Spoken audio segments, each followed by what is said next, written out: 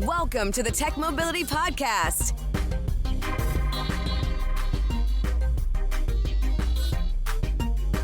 I'm Ken Chester. On the docket, my review of the Ford Ranger Super Crew Raptor pickup truck. Dealers and automakers bring the service department to you. And what's a self-driving car? We revisit that. It's been a while. And for those of you that have not been with us a long time, we will break that down so you have a more complete understanding of what that means. To join the conversation, be it to ask a question, share an opinion, or even suggest a topic for a future program, call or text the Tech Mobility Hotline. That number, 872-222-9793. Or if you prefer, you can email the show directly, and that's talk@techmobility.show. And also, please be sure to like, subscribe, and follow us on social media, our YouTube channel, and our two podcasts, the Tech Mobility Podcast and Tech Mobility Topics. From the Tech Mobility News Desk, I've talked a lot about the challenges of EV adoption in the United States. We've talked about the sad state of EV chargers being available. We've talked about level 2 chargers, level 3 chargers. I even documented a little over a year ago my trip to Chicago with an EV, which is 359 miles, and the drama I had to go through using all the way high-speed chargers and how it still added 3 hours to my trip. It still took an hour in each location, and I was late. Even adding 4 hours to my trip, I was still late for where I was going, predominantly because in order to hit the chargers, I had to go out of the way, and I spent an hour at each charger, 1 hour, to get fully charged. That was not okay. I told you at the time that I fully expect, with the activity going on in recently passed legislation, that the EV network would be built out, and that it would be built out with level 3 chargers, which are what we call fast chargers or high-speed chargers. And that generally the reputation and the availability and the condition of those chargers would improve. And I likened it to back in the day, this is about 25, 30 years ago. Most of y'all, if you are younger than 30, you probably don't remember the days of dial-up to get to the internet. But you literally dial up and walk away. It would take 10 or 15 minutes. And most of us subscribed to America Online, which was the equivalent of what a lot of folks said, the internet on training wheels. It wasn't exactly the internet, but was sort of the internet. And the first thing you usually heard once you got connected was, "You've got mail." That was a big deal. Then came broadband. Then came speeds. Then came being able to download gigabytes of information in seconds. And we were back in the day trying to upload megabytes of information in minutes. You just had no idea. I likened the current state of the EV charging in the United States a lot like internet access back in the late 90s. It was improving, but at the time it was horrid. It was bad. It was slow. It wasn't reliable. It took forever. And yeah, having a 56K modem. Oh, those are the days. That thing, shoot, wouldn't download 3% of what's on your phone right now.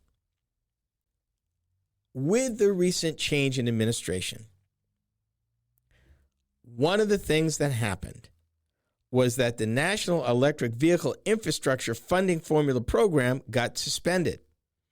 And that means that all new NEVI funding approvals puts $1.5 billion in previously available funding in limbo. That means that any projects that was being funded with this money came to a screeching halt. It also means at the state level, it will severely impact the ability to build out the charging network because it was a public-private event. There was public money that helped. There was private money that came with it. And there were rules. If you've got the public money, there are certain rules to make sure that these were available to the public. In terms of hours, uptime, there were a whole set of metrics that were required. Unfortunately, that stopped cold. That formula required, in its uniqueness, that the Secretary of Transportation had to approve a plan for each state describing how the state intends to use its NEVI funds. Every state had to file a plan with the Federal Highway Administration. And that formula requires that state DOT plans be developed in accordance with guidance by the U.S. Secretary of Transportation on how the states are to strategically deploy electric vehicle charging network. And that was the deal. But suspending that means that, one, plans ain't going forward, although it does allow, at least it did at the time, reimbursement of exiting obligations not to disrupt current financial commitments on NEVI-funded projects. However, no new obligations can occur until the agency's review of the contracts are complete. To give you an idea, under the original financing, the initial rollout announced $5 billion allocation toward developing alternative fuel corridors for EV fast charging stations along 79,000 miles of roads. And that first funded project was a charging station that started construction in 2023 along Interstate 70 west of Columbus, while other projects were announced in Hawaii, Maine, Colorado, Alaska, and Kentucky. This review will include public comment period before it's renewed. State planners will also receive new instructions on projects for all fiscal years, according to the agency memo. These projects take time. You got to engineer the plans. You got to develop site plans. You got to get the plans approved. You got to work with the local utility to arrange for power. You got to order all this equipment.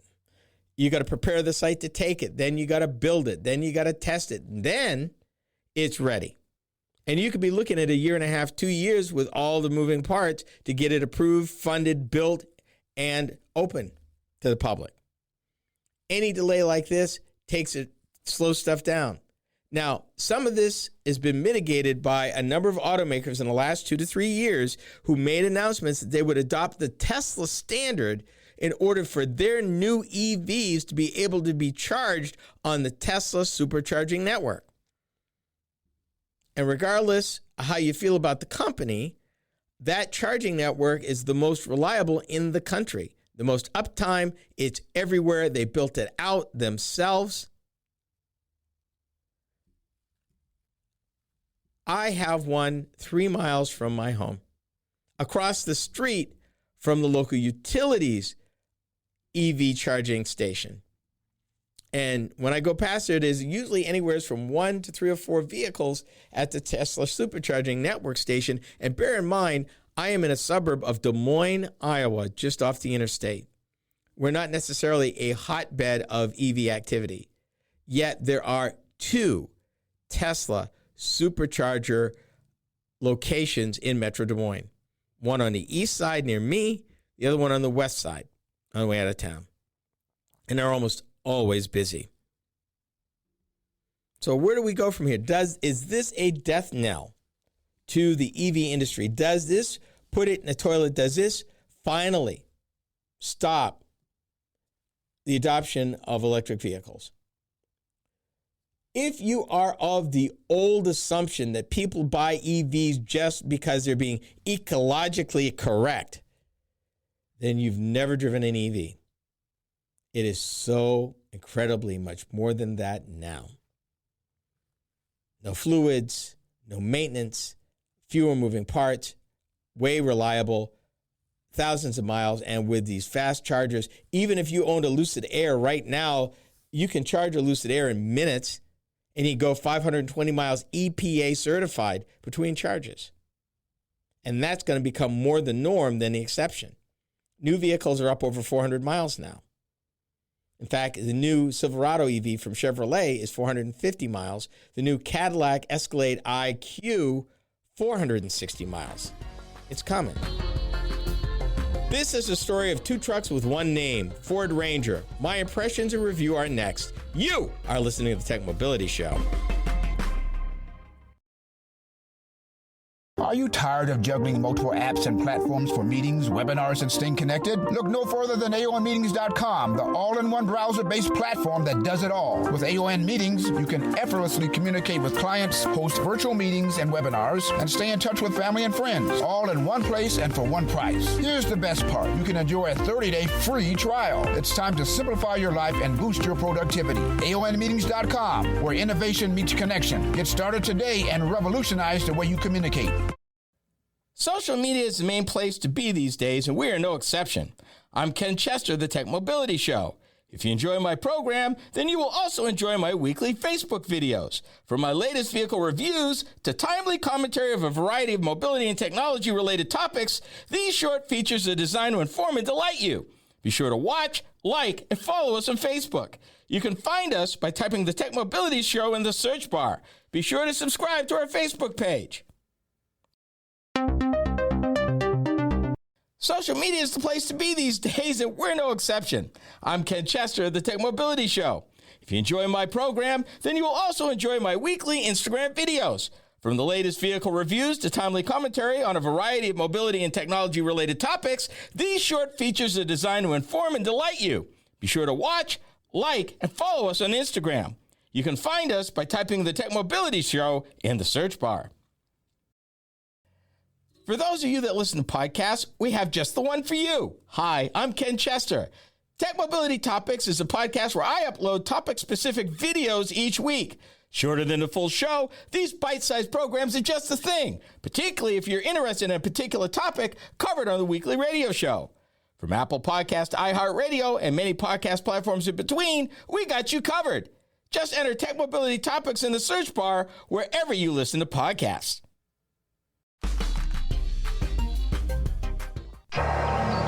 Not too many people are into truck fishing.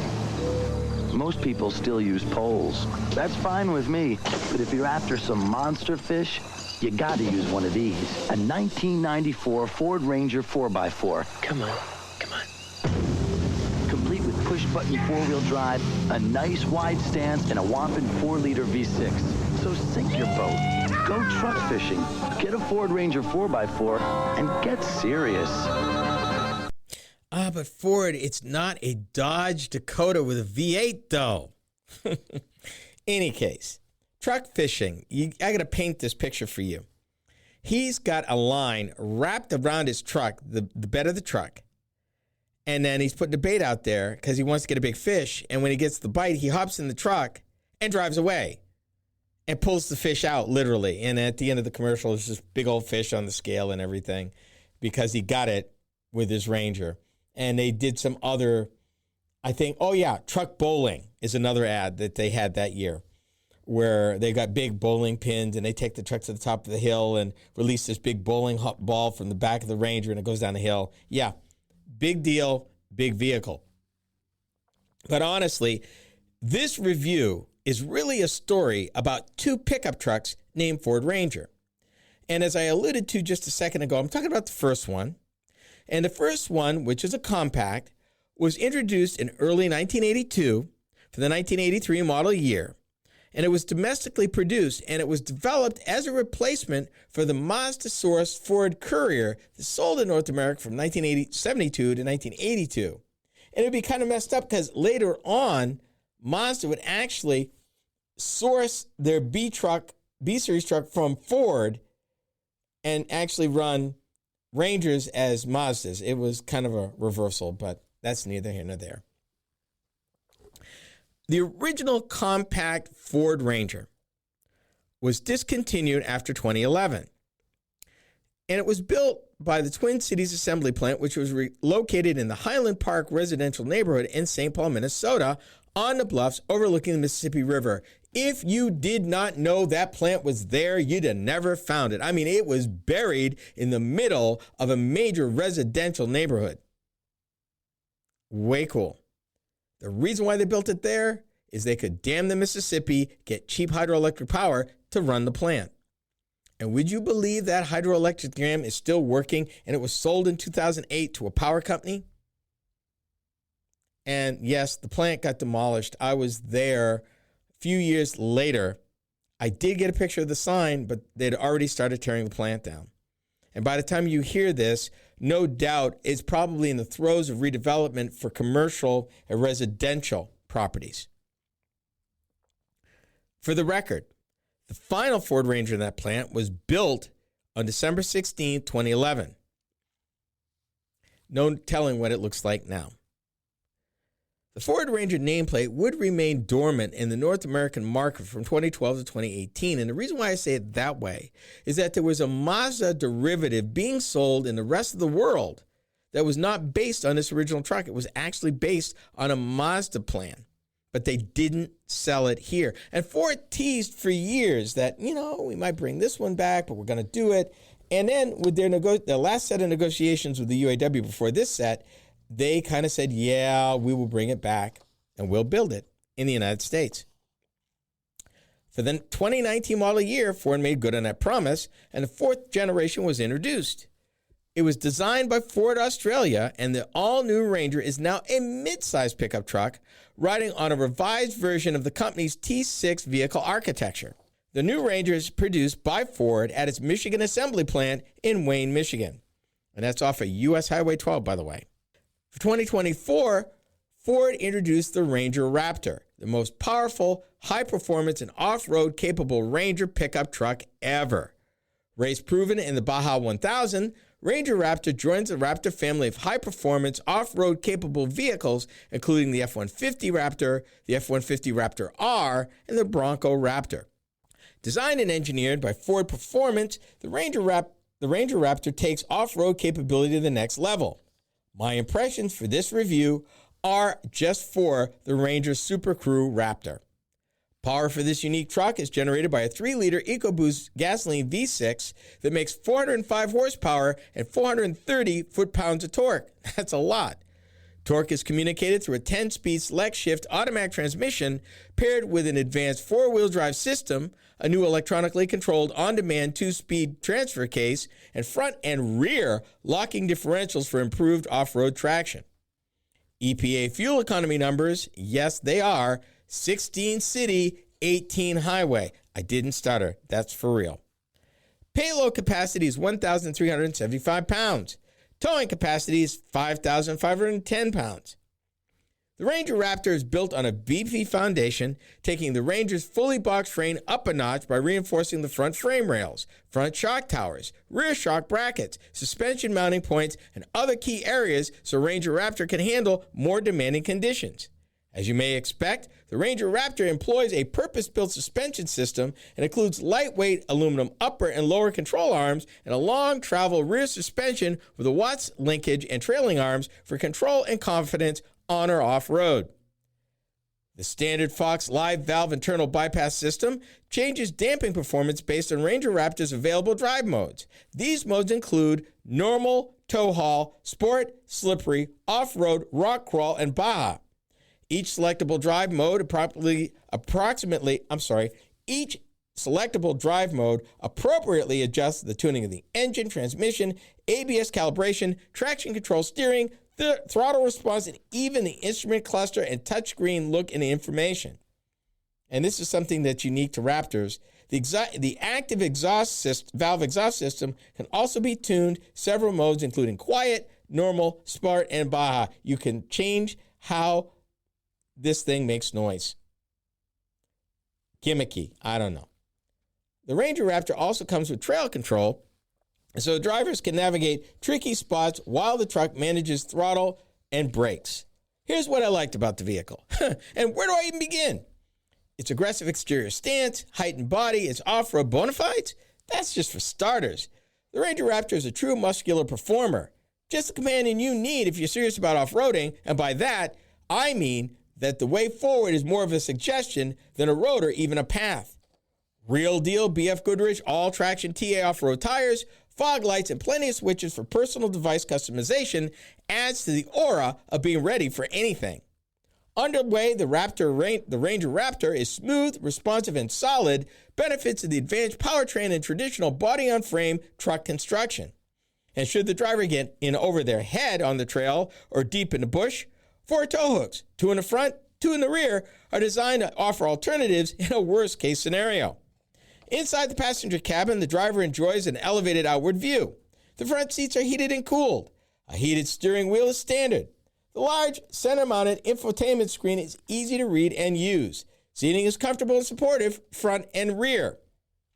Here's what I didn't like about the vehicle. Despite the wide door openings and fixed running boards, there are no hand grips, which would help with climbing in the seats. The seats are not heated in the rear, the carbon floor is not flat, and the rear seat only folds up as one piece, limiting the versatility of the rear seating area. So, what's the bottom line? The Ford Ranger Raptor joins a small but impressive list of purpose-built trucks I've reviewed over the last several years. And several immediately come to mind: Chevy Colorado, Toyota Tacoma, and the Jeep Gladiator Mojave. They're good, and this is one of them. Dealerships and automakers are working to bring the service department to your home or office. This is the Tech Mobility Show.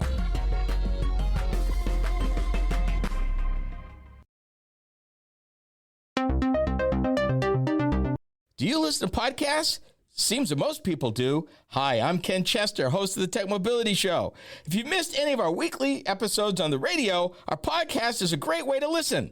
You can find the Tech Mobility Podcast just about anywhere you can enjoy podcasts. Be sure to follow us. From Apple Podcasts, iHeartRadio, and many platforms in between, we are there. Just enter the Tech Mobility Podcast in the search bar wherever you listen to podcasts.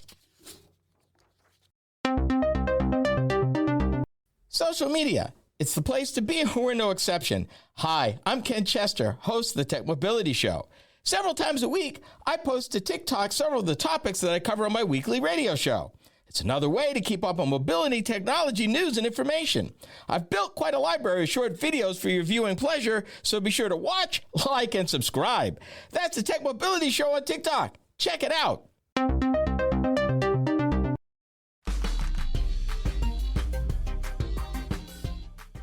Customer service. When it comes to going to the dealership, most consumers have a negative view. From having to wait for the vehicle to be serviced or being shuttled to or from home or work to even perhaps dealing with a loaner vehicle, it just seems to be more hassle than it's worth. With this in mind, a growing number of new car dealers, along with their manufacturers, are reimagining the entire service experience. In some cases, they're bringing a mobile version of the shop to the consumer, on their terms. This is Topic B. Right now, Stellantis and a few other automakers, General Motors, Ford, and even Nissan, are developing a mobile solution for routine repairs, troubleshooting that they can do at the owner's home, place of business, or somewhere else. I think they're taking a page out of the notebook of Safe Light Glass Company, where they come to you. Automakers see another profit stream, and that makes sense.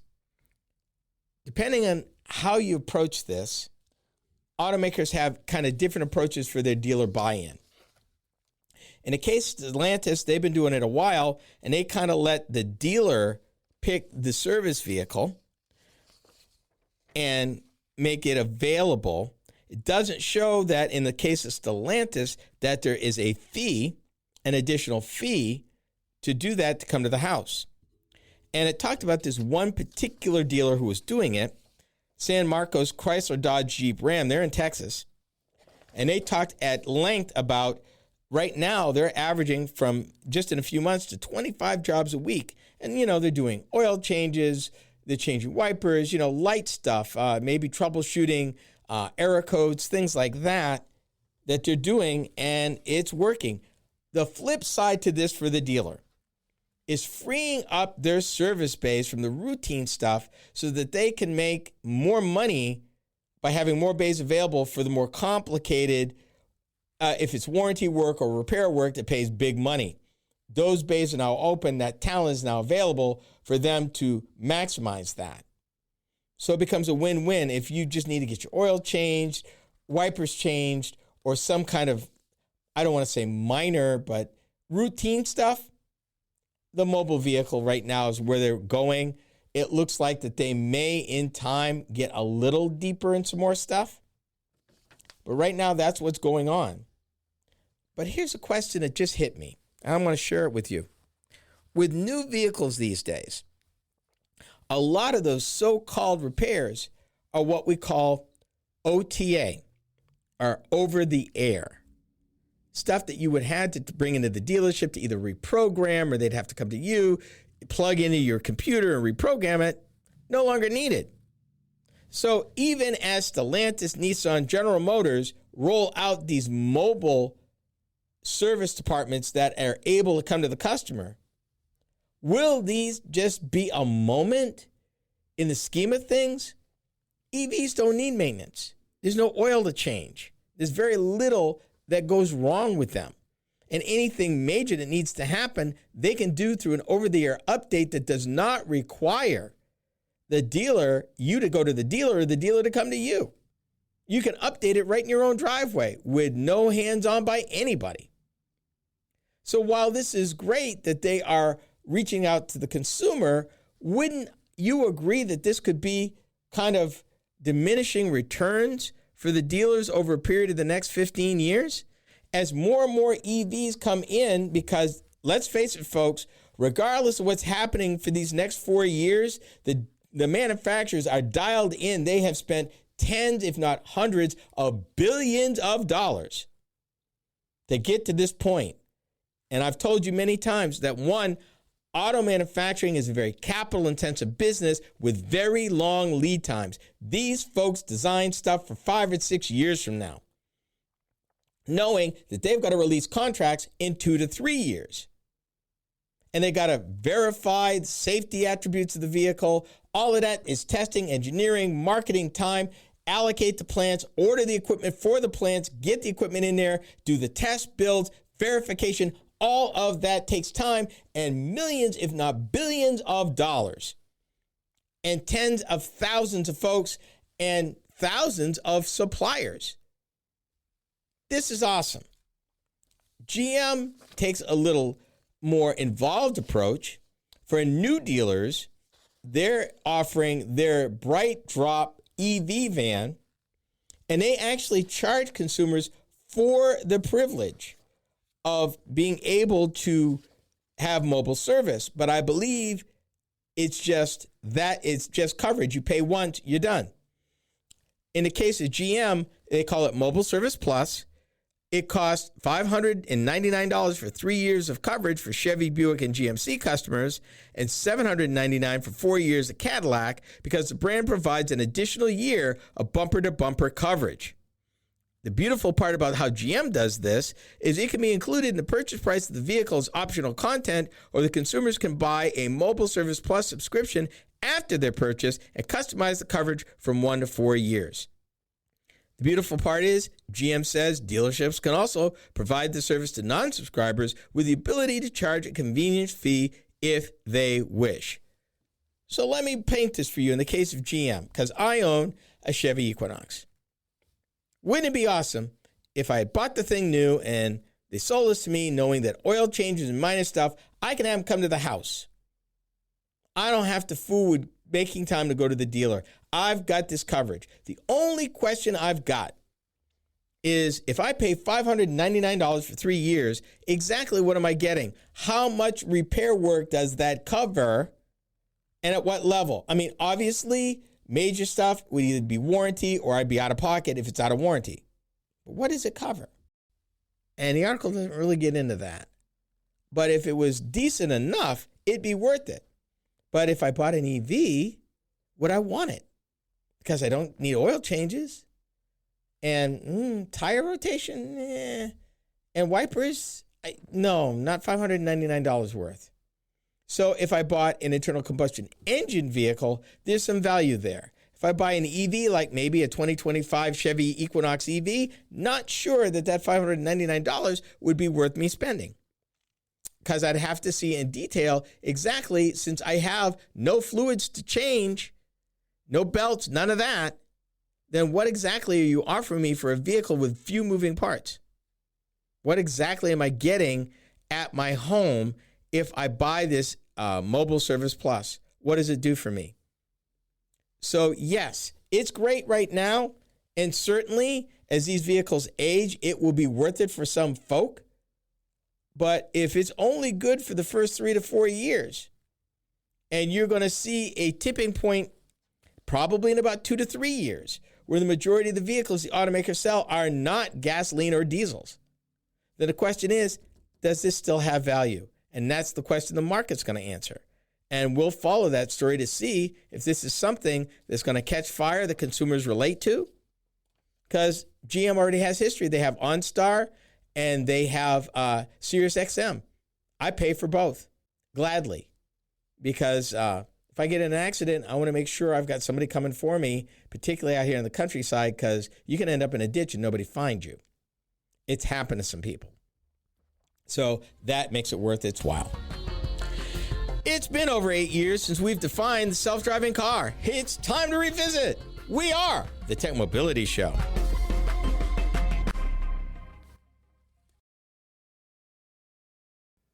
To learn more about the Tech Mobility Show, start by visiting our website. Hi, I'm Ken Chester, host of the Tech Mobility Show. The website is a treasure trove of information about me and the show, as well as where to find it on the radio across the country. Keep up with the happenings at the Tech Mobility Show by visiting techmobility.show. That's techmobility.show. You can also drop us a line at talk@techmobility.show. Did you know that Tech Mobility has a YouTube channel? Hi, I'm Ken Chester, host of the Tech Mobility Show. Each week, I upload a few short videos of some of the hot topics that I cover during my weekly radio program. I've designed these videos to be informative and entertaining. It's another way to keep up on current mobility and technology news and information. Be sure to watch, like, and subscribe to my channel. That's the Tech Mobility Show on YouTube. Check it out. Are you tired of juggling multiple apps and platforms for meetings, webinars, and staying connected? Look no further than AONmeetings.com, the all-in-one browser-based platform that does it all. With AON Meetings, you can effortlessly communicate with clients, host virtual meetings and webinars, and stay in touch with family and friends, all in one place and for one price. Here's the best part. You can enjoy a 30-day free trial. It's time to simplify your life and boost your productivity. AONmeetings.com, where innovation meets connection. Get started today and revolutionize the way you communicate. Social media is the place to be these days, and we're no exception. I'm Ken Chester of the Tech Mobility Show. If you enjoy my program, then you will also enjoy my weekly Instagram videos. From the latest vehicle reviews to timely commentary on a variety of mobility and technology-related topics, these short features are designed to inform and delight you. Be sure to watch, like, and follow us on Instagram. You can find us by typing the Tech Mobility Show in the search bar.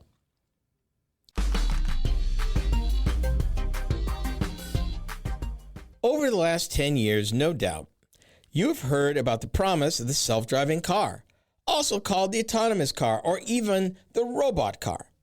But what exactly is it? And why has it been so hard to actually bring one to market for the general populace? We explore this industry white paper for a refresher. This is Topic C. When I started this program, I talked to you a lot about the different levels of autonomy, from level 0, which is manual, to level 5, which is full. These original definitions were developed by the Society of Automotive Engineers. That is the August organization that sets the standards in the automotive industry.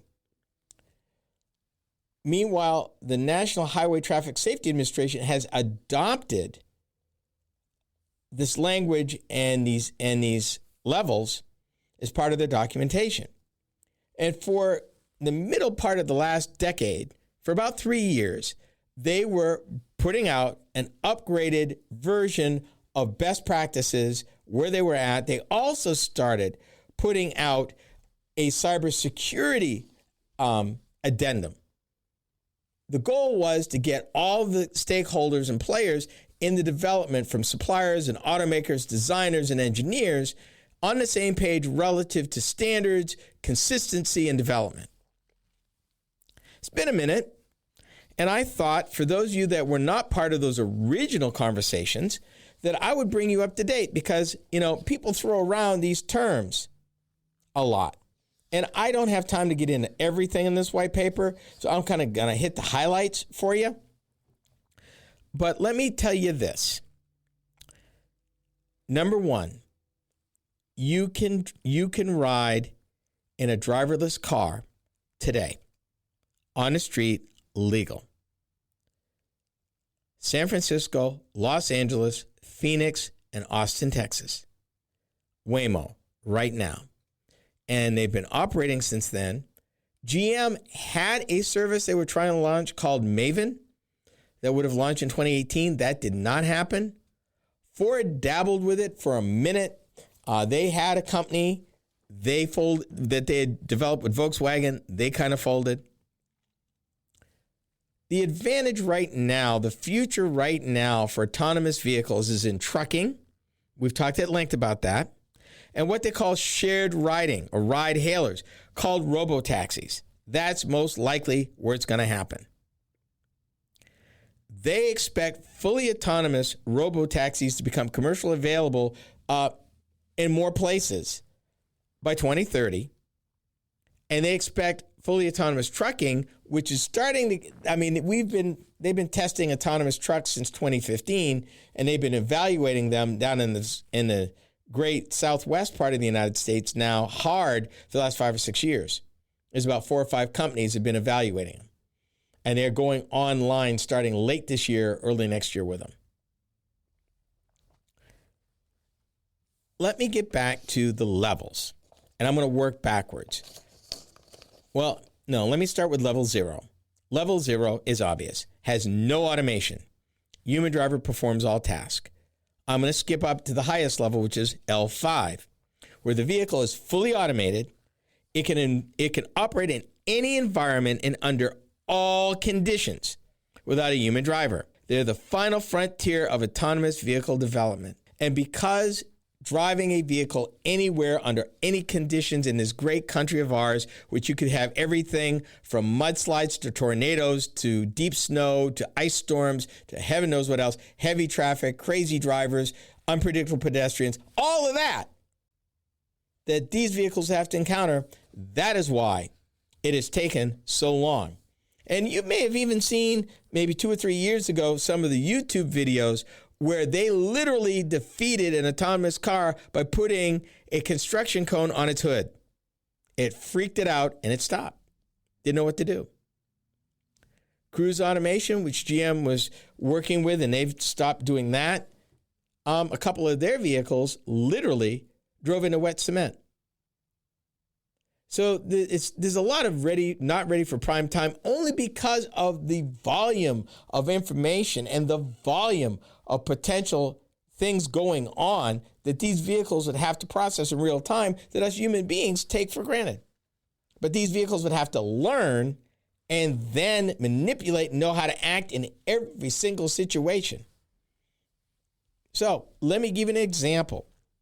And this doesn't deal with it, but just an example, just an easy example up here in the Midwest. We just had real severe weather about 3 weeks ago, to the point we had blizzard warnings. I want to know what the car would do if I want to go home, and home's 30 miles away, and it's a blizzard. Visibility is like 0. Some of these roads got closed. Would the vehicle attempt to deliver me because I told it to go? Or would its internal evaluation determine that the weather is so bad that it won't go? That's a question. Who makes that decision? Can it be overridden? Am I okay with that? Because all of this is getting engineered in. Trucking is more of a slam dunk, more direct, because it's all about the freight and it's all about the money. It's all about trying to get drivers and cover the part of trucking nobody wants to drive, which is the long haul part.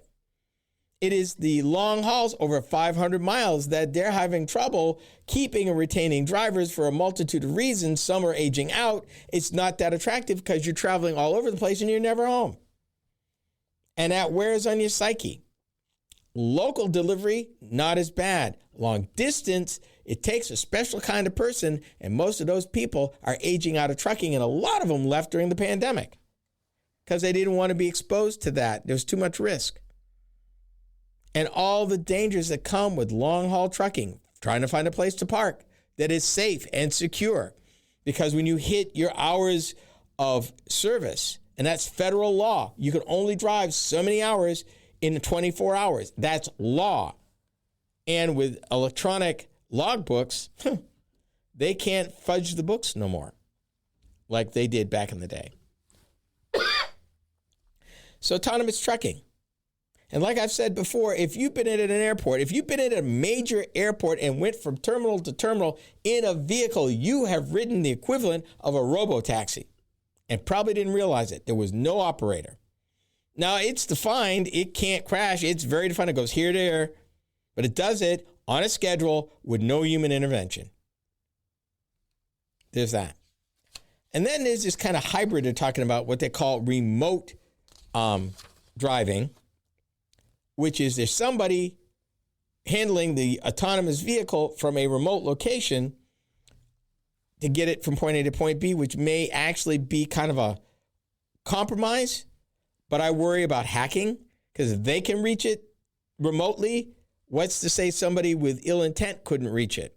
And if it does, what does the vehicle do? And how do you know? So I've got concerns about that. But there are 5 levels of automation. Level 5 is the holy grail. It is some ways away for personal use, but trucking and robotaxis are a thing. We've come to the end of our visit. Be sure to join me again next time right here. This has been the Tech Mobility Show. The Tech Mobility Show is a copywritten production of Tech Mobility Productions Incorporated. Any rebroadcast, retransmission, or any other use is prohibited without the written consent of Tech Mobility Productions Incorporated.